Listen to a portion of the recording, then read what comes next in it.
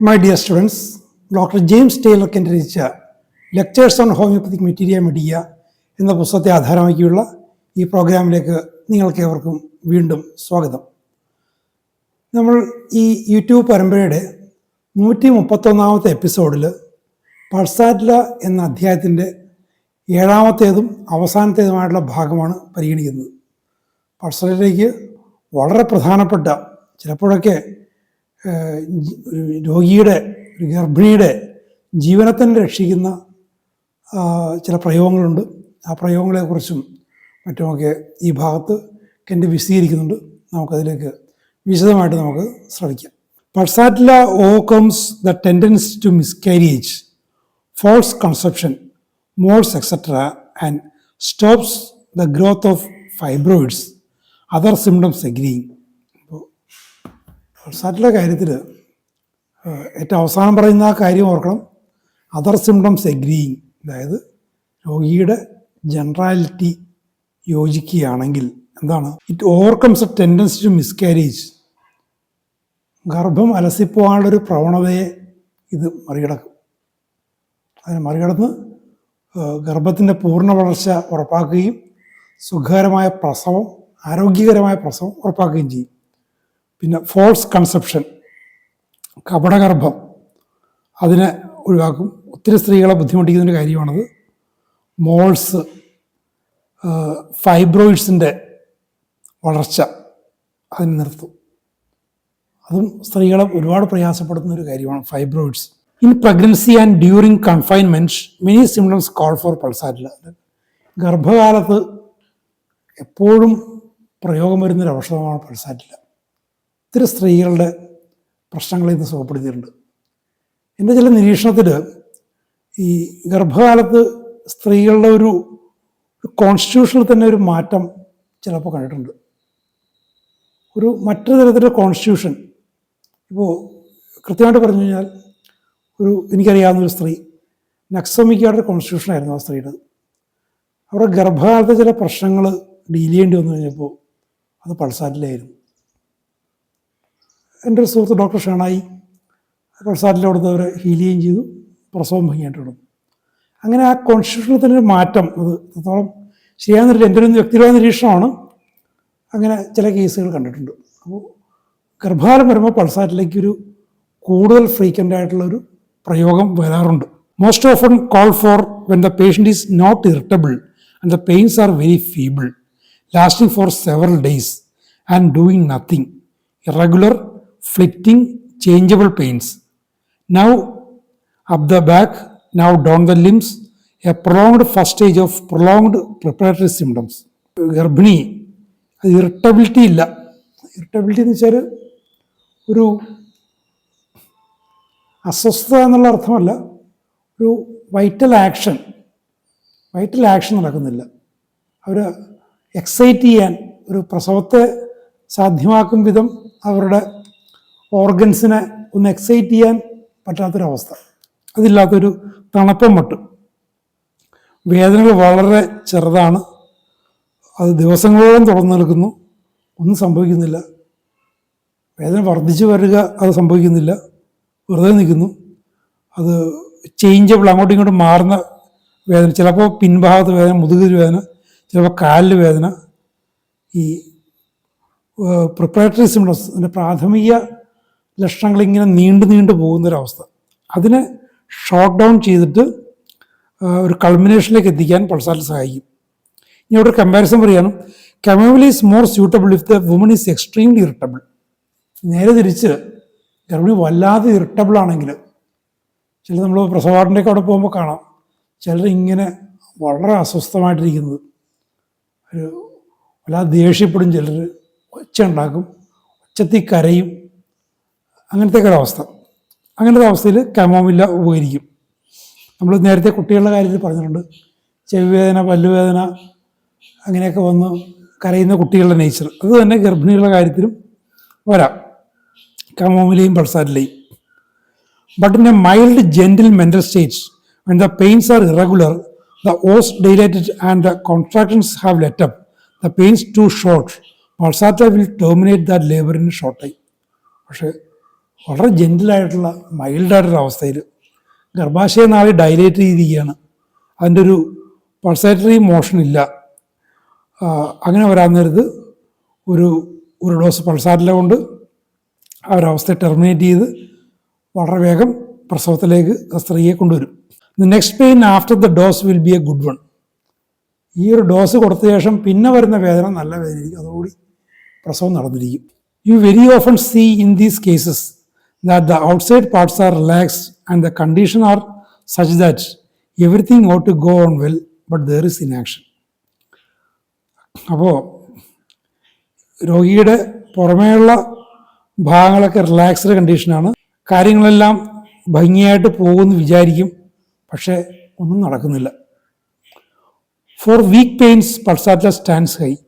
ദുർബലമായ പ്രസവവേദന, പ്രസവവേദനയുടെ ഇൻറ്റൻസിറ്റി വരുന്നില്ല, ആ ഒരു ഇൻറ്റൻസ് പെയിൻ വന്നിട്ടാണ് ഒരു കൾമിനേറ്റ് ചെയ്തൊരു പ്രസവത്തിലേക്ക് പോകുന്നത്, പക്ഷേ അത് വരുന്നില്ല. Feeble pains, prolonged pains, relaxed condition, അതിൽ പൾസാറ്റിലയുടെ സാധ്യതകൾ വളരെ കൂടുതലാണ്. Violent menstrual colic causing her to bend double, soreness in the region of the uterus and ovaries, distended abdomen, throws the covers off, wants the windows open, tearful, weeps without a cause. Menstrual colic, ഈ ഒരു കാര്യത്തിൽ menstrual കോളിക്കിൻ്റെ കാര്യത്തിൽ പൾസാറ്റിലൊരു abuse നടക്കുന്നുണ്ട്, പക്ഷേ അതിൻ്റെ general conditions agree ചെയ്യുന്നില്ലെങ്കിൽ പൾസാറ്റിലെ വെറുതെ repeat ചെയ്ത് കേസിനെ കുളമാക്കുന്നൊരവസ്ഥ വരരുത്. ഇവിടെ പറയുന്നുണ്ടോ, causing her to bend double, യൂട്രസിലും ഓവറീസിലും സോർനെസ്, അബ്ഡമൻ ഡിസ്റ്റൻഡഡ് കണ്ടീഷൻ, അതേസമയം കവർ പുതപ്പും മറ്റുമൊക്കെ വലിച്ചെറിഞ്ഞ് കളയും, ജനൽ തുറന്നിടണം, ഓപ്പൺ എയറിനോടുള്ള ക്രേവിങ്ങാണ് പറയുന്നത്. അതായത് പൾസാറ്റിലൊരു general condition, tearful condition, weeps without a cause, ഒരു കാര്യമില്ലാതെ വിങ്ങിക്കരയും. ഇങ്ങനെയൊക്കെയുള്ളൊരു ജനറൽ കണ്ടീഷൻ എഗ്രി ചെയ്യുമ്പോഴാണ് പൾസാറ്റിലയുടെ ഈ violent menstrual colic causing her to bend double എന്ന് പറയുന്നത്. ഞാൻ നേരത്തെ പറഞ്ഞിട്ടുണ്ട്, എൻ്റെ ഒരു സഹപ്രവർത്തക നാട്രമ്യൂർ കേസായിരുന്നു. ഈ ഇങ്ങനെ ബെൻഡ് ഡബിൾ ഇങ്ങനെ രണ്ടായിട്ട് വളഞ്ഞ് മടങ്ങിക്കൂടിയിരിക്കുന്ന ഒരു അവസ്ഥ കണ്ടാണ് ഞാൻ അവരോട് ചോദിക്കുന്നത്. മെൻസ്ട്രൽ കോളിക്കാണ് മനസ്സിലാക്കുന്നത്, ഡോക്ടർ ജൻബാബിൻ്റെ അടുത്ത് കൊണ്ടുപോയി ട്രീറ്റ് ചെയ്യുന്നത്. അവരുടെ ഒരുപാട് പ്രശ്നങ്ങളുണ്ടായി മാറിപ്പോയി. അപ്പോൾ ഈ മെൻസ്ട്രൽ കോളിക്ക് ബെൻസ് ഡബിൾ എന്ന് പറയുമ്പോൾ നേരെ എടുത്ത് പൾസാറ്റിലെ കൊടുത്തിട്ട് കാര്യമില്ല. ആ കേസ് ആ കുട്ടി പൾസാറ്റിലൊരു കേസേ ആയിരുന്നില്ല, കാരണം അത് പൾസാറ്റിലൊരു ജെൻറ്റിൽ ടിയർഫുൾ ആ ഒരു കണ്ടീഷനല്ല, അങ്ങനത്തെ ഒരു കുട്ടിയായിരുന്നില്ല, പൾസാറ്റിലെ കോൺസ്റ്റിറ്റ്യൂഷനേ അല്ല. അവർ നാട്രമ്യൂറാണ് അവരെ സുഖപ്പെടുത്തിയത്. Suppression of the menstrual flow from getting wet feet, കാൽപാദങ്ങൾ നനയുമ്പോൾ മെൻസ്ട്രൽ ഫ്ലോ നിലച്ചു പോകുന്നൊരവസ്ഥ. Flow slow in being establish and even scarcely more than a leucorrhoea, ഒരു ലുക്കേറിയ പോലുള്ളൊരു ഫ്ലോ മാത്രമേ സംഭവിക്കുന്നുള്ളൂ. Menstruation that has been painful since puberty in plethoric girls, തടിച്ചു കൊടുത്ത പൊണ്ണത്തടിച്ചുകളായ പെൺകുട്ടികളിൽ പ്യൂബർട്ടി മുതൽ മെൻസ്ട്രേഷൻ വേദനയാണ് ആ ഒരു കണ്ടീഷനിൽ. Have seen Pulsatilla cure a great many girls of 16 to 18 years old. 16 മുതൽ 18 വയസ്സുള്ള പെൺകുട്ടികളിൽ ഒത്തിരി പേരിലെ പ്രശ്നങ്ങൾ പൾസാറ്റില സുഖപ്പെടുന്നത് കണ്ടിട്ടുണ്ടെന്ന് പറയാം. പക്ഷേ ജനറൽ കണ്ടീഷൻസ് എഗ്രി ചെയ്യുമ്പോഴാണ് പൾസാറ്റിലൊരു physical, mental, emotional conditions cover ചെയ്യുന്ന കേസുകളായിരിക്കും ആ പ്രായത്തിൽ കൂടുതലും. അതുകൊണ്ടാണ് കൂടുതൽ ഫ്രീക്വൻ്റ് യൂസ് ഉണ്ടെന്നില്ല. പക്ഷേ പൾസാറ്റില തന്നെ ആകണമെന്ന് അങ്ങനെ നിർബന്ധമില്ല, അങ്ങനെ ആരും മാസ്റ്റേഴ്സ് പറയുന്നുമില്ല. The mother comes to me saying her daughter has suffered since her first menses. പലരും പല അമ്മമാരും പറയുന്നത് ആദ്യത്തെ മെൻസ് മുതൽ അവൾക്ക് എപ്പോഴും പ്രശ്നങ്ങൾ തന്നെയാണ്. She went in swimming or got her feet wet and has suffered since. ആ സമയത്ത് കുളിക്കാൻ പോയി അല്ലെങ്കിൽ കാലം നനഞ്ഞു, അത് മുതൽ പ്രശ്നങ്ങളാണ്. The doctor says the parts are under developed and she must operate. The doctor says the parts are under developed and she must be operated on. അപ്പോൾ ഡോക്ടറെ പോയി കാണുമ്പോൾ പറയുന്നു അവരുടെ ലൈംഗികാവയവങ്ങൾ വേണ്ടത്ര വികസിച്ചിട്ടില്ല, അതുകൊണ്ട് സർജറി വേണം. Pulsatilla has establish a normal flow in a few months. അപ്പം അങ്ങനെയുള്ള കാര്യങ്ങളിൽ ഏതാനും മാസങ്ങൾക്കകം പൾസാറ്റില ഒരു നോർമൽ ഫ്ലോ എസ്റ്റാബ്ലിഷ് ചെയ്തിട്ടുണ്ട്. അപ്പം അത്തരം കണ്ടീഷൻസിൽ സർജറിയൊന്നും ഇല്ലാതെ തന്നെ സുഖപ്പെടുത്താൻ പറ്റും. അവരുടെ ഡെവലപ്പ് ചെയ്യാത്ത ഭാഗങ്ങൾ ഡെവലപ്പ് ചെയ്യും. ഞാൻ നേരത്തെ പറഞ്ഞ പെൺകുട്ടിയുടെ കാര്യത്തിൽ 22 വയസ്സുണ്ട്. ആ ഒരു പ്രായത്തിൽ ബാബുചേട്ടൻ കൊടുത്ത ഒറ്റ ഡോസ് നാട്രമ്യൂറിന് ശേഷം നല്ല ഡെവലപ്മെൻ്റ് ഉണ്ടായി. എൻ്റെ മെൻസ്ട്രൽ കാര്യങ്ങൾ ശരിയായി, എൻ്റെ ഫിസിക്കൽ ഡെവലപ്മെൻ്റ് ഉണ്ടായി. ഫ്ലാറ്റ് ചെസ്റ്റൊക്കെ ആയിരുന്നു, അതൊക്കെ മാറി നല്ലൊരു രീതിയിൽ വന്നു. 2 വർഷത്തിന് ശേഷം എൻ്റെ വിവാഹം നടന്നു. ഇപ്പോൾ കുട്ടികളൊക്കെ ആയിട്ട് സുഖമായിട്ട് ജീവിക്കുന്നുണ്ട്. ഇപ്പോഴും എനിക്കറിയാവുന്നൊരു സ്ത്രീയാണ്. ഡെവലപ്ഡായിട്ടുള്ള ശാരീരിക അവയവങ്ങളെയൊക്കെ ഡെവലപ്പ് ചെയ്യിക്കാൻ ഹോമിയോപ്പതിക്ക് സാധിക്കും. അത് ഞാൻ നേരത്തെ ഒരിക്കൽ പറഞ്ഞിട്ടുണ്ട്. ആ മരുന്ന് പോയി പ്രവർത്തിക്കുന്നതല്ല, ആ ഡെവലപ്മെൻറ്റിനെ തടഞ്ഞിരുന്ന ആ രോഗിയുടെ വൈറ്റാലിറ്റിയിലെ ഹിൻഡ്രൻസിനെ മാറ്റിക്കളയുന്നു. Homoeopathic potency മാറ്റിക്കളയുന്നു. പിന്നീടുള്ള കാര്യങ്ങൾ ആ വ്യക്തിയുടെ വൈറ്റാലിറ്റി, വൈറ്റൽ പ്രിൻസിപ്പിൾ, വൈറ്റൽ ഫോഴ്സിലൂടെ ഓർഗാനിക് ഡെവലപ്മെൻറ്റ് ഉണ്ടാക്കുകയും ചെയ്യുന്നു. അത് സംഭവിക്കുന്ന കാര്യമാണത്. അപ്പോൾ ആരെങ്കിലൊക്കെ നിങ്ങളോട് ചോദിച്ചെന്നിരിക്കും, ഈ നേർപ്പിച്ച് ഒന്നുമില്ലാത്ത നിങ്ങളുടെ ഔഷധങ്ങൾ കൊടുത്തു കഴിഞ്ഞാൽ എങ്ങനെ ശരീര വളർച്ച ഉണ്ടാവും? ശരീര വളർച്ച ഉണ്ടാകുന്ന പോഷകങ്ങൾ കിട്ടണ്ടേ? എന്തെങ്കിലും കെമിക്കലായിട്ടൊരു കെമിക്കൽ ഏജൻറ്റ് ഓർഗാനിക്കോ ഇനോർഗാനിക്കോ ആയിട്ട് ചെല്ലണ്ടേ എന്നൊക്കെ ചോദിക്കുമ്പോൾ അവരുടെ മുന്നിൽ നിങ്ങൾ പതറിപ്പോകരുത്. നമ്മളുടെ ഹയർ പൊട്ടൻസീസ് ആ ഔഷധമല്ല, മിനിമൽ വളരെ സ്മോളസ്റ്റ് ഡോസല്ല പോയി പ്രവർത്തിക്കുന്നത്. അങ്ങനെ പ്രവർത്തിക്കാൻ അതിൻ്റെ അകത്ത് മോളിക്യൂൾസോ ആറ്റംസോ നാനോ പാർട്ടിക്കിൾസോ ഒന്നുമില്ല. സംഭവിക്കുന്നത് എന്താണ്? അതൊരു സിഗ്നൽ കൊടുക്കുക, അതൊരു പ്യുവർ എനർജിയാണ്. അത് നെർവ്സിലൂടെ ഒരു സിഗ്നൽ കൊടുക്കുകയാണ് ആ രോഗിയുടെ വൈറ്റൽ പ്രിൻസിപ്പിളിന്. അതെപ്പോഴാണ് ആ രോഗിയുടെ ജനറൽ കണ്ടീഷനും മെഡിസിൻ്റെ ജനറൽ കണ്ടീഷനും തമ്മിൽ യോജിക്കുന്നൊരവസ്ഥയിൽ കൃത്യമായിട്ടുള്ള സിഗ്നൽ ചെല്ലും. ആ സിഗ്നലാണ് വൈറ്റൽ പ്രിൻസിപ്പിളിനെ ഉണർത്തുന്നതും വൈറ്റൽ ഡിറേഞ്ച്മെൻറ്റ്സിനെ മാറ്റുന്നതും. അങ്ങനെ രോഗിയുടെ ജീവശക്തി അതിൻ്റെ തടസ്സങ്ങളെല്ലാം നീക്കി ഉണരുമ്പോൾ ആ ജീവൻ്റെ ഭാഗമായിട്ടുള്ള ഭൗതിക ശരീരത്തിലെ പരിമിതികളും അത് മാറ്റും. അതിൻ്റെ ഭക്ഷണത്തിൽ നിന്നും വായുവിൽ നിന്നും വെള്ളത്തിൽ നിന്നുമൊക്കെ നേരത്തെ അസിമിലേറ്റ് ചെയ്യാതിരുന്ന, സ്വാംശീകരിക്കാതിരുന്ന സാധനങ്ങളും പോഷകങ്ങളും പ്രാണവായുവും ഒക്കെ സ്വാംശീകരിച്ച് ശരീരത്തിൽ ഓർഗാനിക് അല്ലെങ്കിൽ സ്ട്രക്ചറൽ ചേഞ്ചസ് അത് ഉണ്ടാക്കും. അത് ഔഷധത്തിലുള്ള കെമിക്കൽസ് അല്ല അവിടെ ചെയ്യുന്നത്. ഒക്കെ ആരെങ്കിലുമൊക്കെ തർക്കിക്കാനും വാദിക്കാനും വരുമ്പോൾ അവരുടെ മുന്നിൽ നിങ്ങൾ നിശബ്ദരായി പോകരുത്. കൃത്യമായിട്ട് കാര്യങ്ങൾ പറഞ്ഞു കൊടുക്കണം. നമ്മൾ ഔഷധങ്ങൾ സ്പിരിച്വൽ അല്ലെങ്കിൽ എനർജി ലെവലിൽ അല്ലെങ്കിൽ നമ്മൾ വൈറ്റാലിറ്റിയുടെ ജീവൻ്റെ ഉന്നതമായ മണ്ഡലങ്ങളിൽ പ്രവർത്തിക്കുന്ന കാര്യങ്ങളാണ് ഹോമിയോപ്പതിക് ഔഷധങ്ങൾ.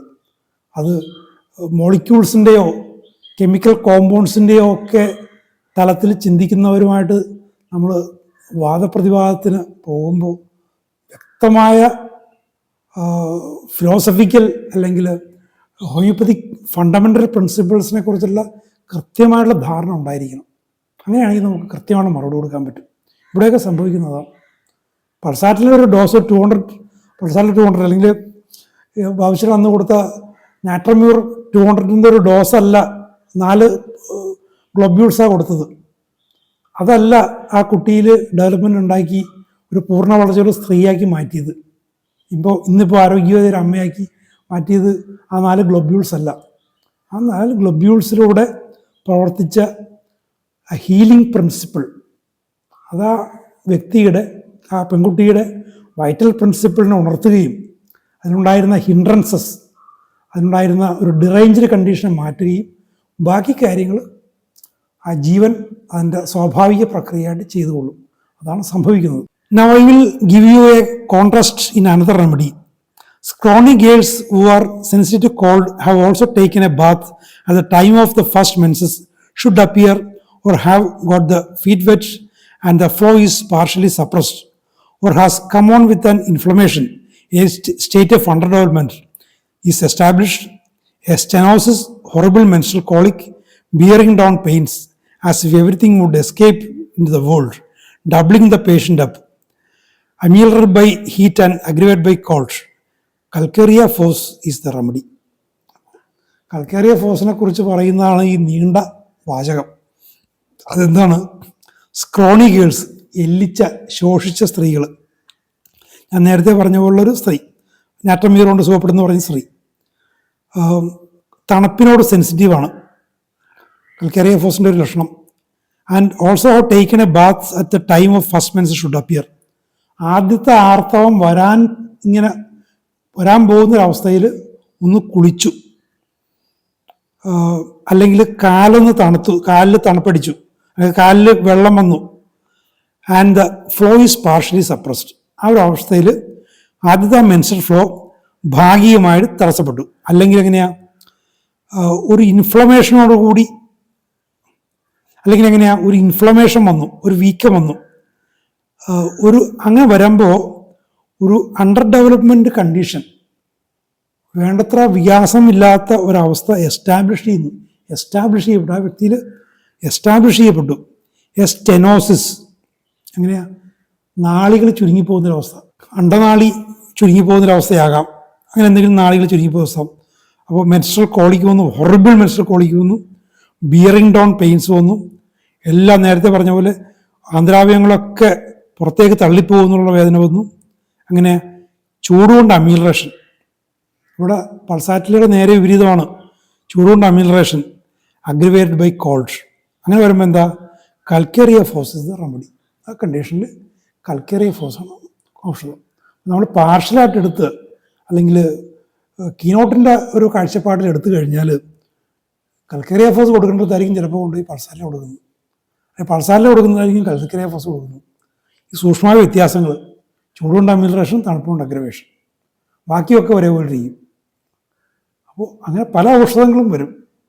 അതിന് ടോട്ടാലിറ്റി എടുക്കാതെ പാർഷ്യലായിട്ട് കേസ് സ്റ്റഡി ചെയ്ത് കഴിഞ്ഞാൽ പരാജയപ്പെടും എന്നുള്ളതിൻ്റെ മുന്നറിയിപ്പാണ് ഇത്തരം അനുഭവങ്ങളിലൂടെ കെന്റ് പറയുന്നത്. In girls of mild disposition, when puberty is unduly delayed or menstrual function is defectively or irregularly performed, they are pale and languid, complaints of headache, chilliness and lassitude. ഇനി നേരത്തെ കൽക്കേറിയ ഫോസ് പറഞ്ഞ പോലെ പൾസാറ്റിലെ കണ്ടീഷൻ പറയുകയാണ്. അങ്ങനെയാണ് mild disposition, വളരെ മൈൽഡായിട്ടുള്ള സ്വഭാവമുള്ള സ്ത്രീകൾ, പിന്നെ പതിഞ്ഞ തരത്തിലുള്ള സ്ത്രീകൾ, ഈ പ്യൂബർട്ടി വല്ലാതെ നീണ്ടുപോകുന്നു, അല്ലെങ്കിൽ അത് അങ്ങനെ അല്ലെങ്കിലോ മെൻസ്ട്രൽ ഫങ്ഷൻ വന്നു പക്ഷേ ഇറഗുലറാണ്, ഡിഫക്റ്റീവാണ്, ഫ്ലോ കുറവോ മറ്റൊക്കെ ആവാം. അവർ എങ്ങനെയാ, വിളറിയിരിക്കുന്നു, ലാംഗ്വേഡ് എന്ന് വെച്ചാൽ മടി പിടിച്ചിരിക്കുന്ന സ്ത്രീ, കംപ്ലൈൻറ്റ് ഓഫ് ഹെഡേക്ക്, തലവേദന എപ്പോഴും ഉണ്ടെന്ന് പറയുന്നു, ചില്ലിനെസ്, തണുത്ത് ഇരിക്കുന്ന തരത്തിലുള്ള ഒരു ലാസിറ്റ്യൂഡ്, മടി പിടിച്ചിരിക്കുന്നവർ. To develop these young girls Pulsatilla is a great remedy. ഇങ്ങനെയുള്ള ചെറുപ്പക്കാരികളായ പെൺകുട്ടികളുടെ കാര്യത്തിൽ പൾസാറ്റില മഹത്തായ ഒരു ഔഷധമാണ്.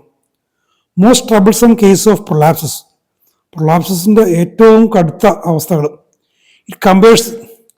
അപ്പോൾ അത്തരം പ്രൊലാപ്സിൻ്റെ അവസ്ഥകളിൽ ചില കമ്പാരിസൺസ് പറയുക. എന്തൊക്കെയാ, it competes with Sepia, belladonna.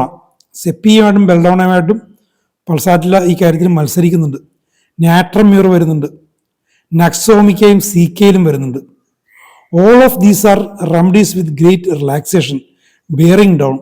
എല്ലാത്തിലും ഈ ഇൻറ്റേർണൽ ഓർഗൻസ്, പ്രത്യേകിച്ചും യൂട്രസ് വല്ലാതെ റിലാക്സ്ഡ് ആണ്, താഴേക്ക് ഇറങ്ങിപ്പോകുന്ന അവസ്ഥ ഇതിലെല്ലാത്തിലും ഉണ്ട്. Some have cured even procidentia. ചില ഈ പറയുന്ന ഔഷധങ്ങൾ എന്തൊക്കെയാണ്, പൾസാറ്റില, സെപ്പിയ, ബെൽഡോണ, നാട്രമ്യൂർ, നക്സോമിക്ക, സീക്കയിൽ. ഇതിലൊക്കെ ചിലതിൽ ഈ പ്രൊസിഡൻഷ്യ, ഈ ഗർഭാശയം പുറത്തേക്ക് ചാടിപ്പോകുന്ന അവസ്ഥ വരെ ചിലതിൽ കാണും.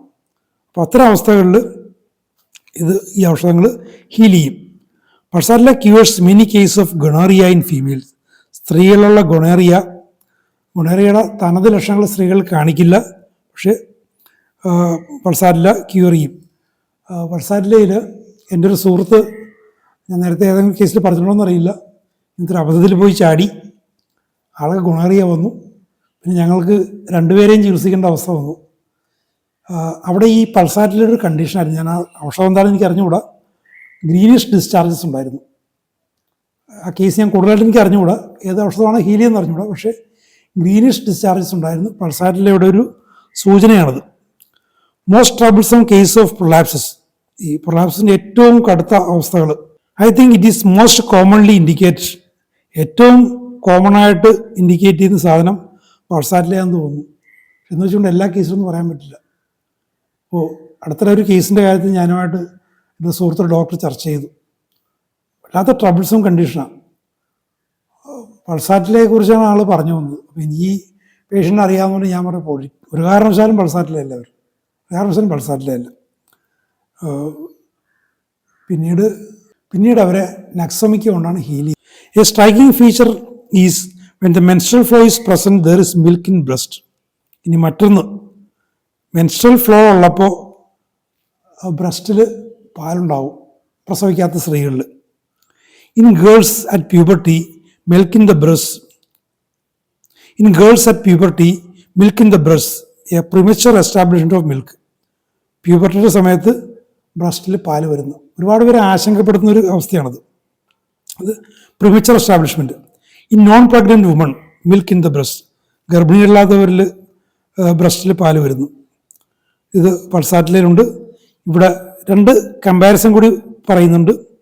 സൈക്ലാമെനും മെർക്കുറിയസും. അത് വിശദീകരിക്കുന്നില്ല, ബ്രാക്കറ്റിലിട്ടിരിക്കുക. പക്ഷേ ഇറ്റാലിക്സിലാണ് കൊടുത്തിരിക്കുന്നത്. സൈക്ലാമെനും മെർക്കുറിയസും രണ്ടും ചിന്തിക്കേണ്ട കാര്യം.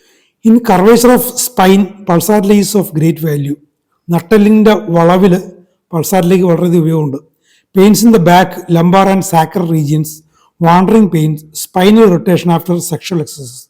അപ്പോൾ മുതുകുവേദന, ലംബാർ സാക്രൽ റീജിയൻസിലുള്ള വേദന, ഇങ്ങനെ വാണ്ടറിങ് പെയിൻസ്, സ്പൈനൽ ഇനാക്ഷൻ, അമിതമായ ലൈംഗികതയ്ക്ക് തുടർന്നുണ്ടാകുന്ന spinal inaction, rheumatic pains of the spine and limbs, worse during rest and better from slow motion.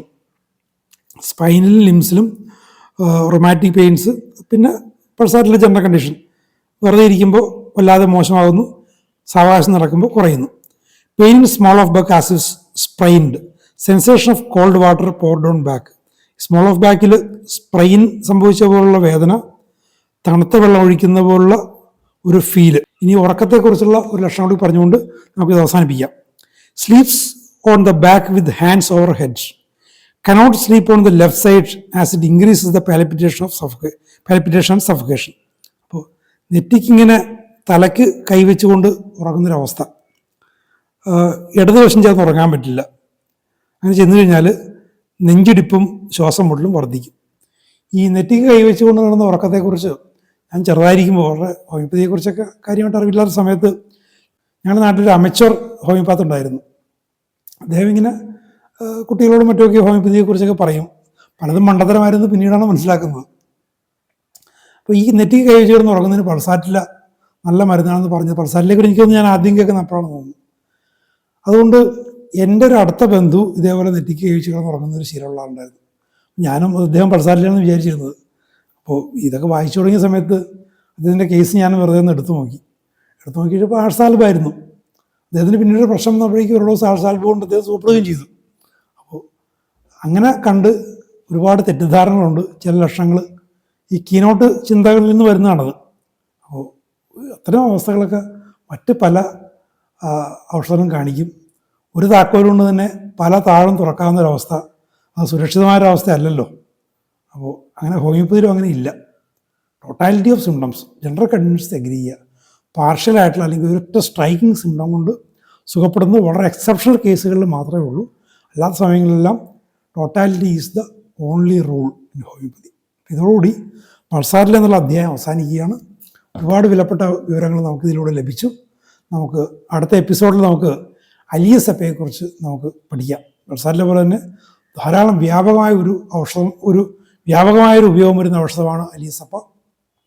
പക്ഷേ ഇനിയും വേണ്ടത്ര ഉപയോഗിക്കപ്പെടാത്ത ഔഷധം കൂടിയാണ്. അതിനെക്കുറിച്ച് നമുക്ക് വിശദമായിട്ട് മനസ്സിലാക്കാം. ഇതുവരെ ഈ പരമ്പര വീക്ഷിച്ച നിങ്ങൾക്ക് എല്ലാവർക്കും നന്ദി. ഈ ചാനൽ ഇനിയും സബ്സ്ക്രൈബ് ചെയ്യാത്തവരുണ്ടെങ്കിൽ ദയവായി സബ്സ്ക്രൈബ് ചെയ്യുക. നിങ്ങളെ മറ്റ് സുഹൃത്തുക്കൾക്കും മറ്റ് സഹപാഠികൾക്കും ഇതിനെക്കുറിച്ച് പരിചയപ്പെടുത്തുക. നമുക്കതിലൂടെ ഹോമിയോപ്പതിയുടെ മഹത്വം വർദ്ധിപ്പിക്കാനുള്ള പ്രയത്നത്തിൽ നമുക്കൊന്നു ചേരാം. Thank you very much for watching.